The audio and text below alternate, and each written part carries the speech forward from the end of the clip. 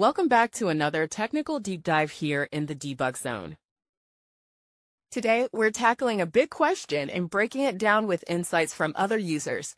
Hopefully, this clears up some misconceptions and helps you get the answer you need. So, buckle up, stay a little curious, and let's jump right in.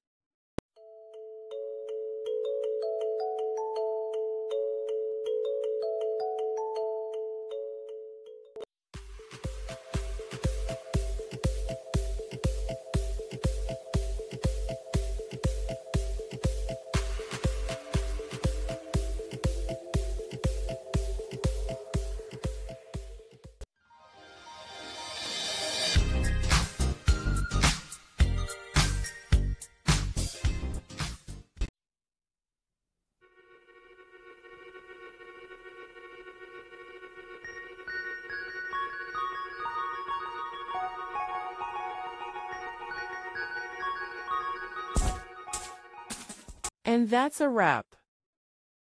I hope you found the answer you were looking for. If you did, take a second to hit that subscribe button. It really helps out. And let me know in the comments which solution worked best for you.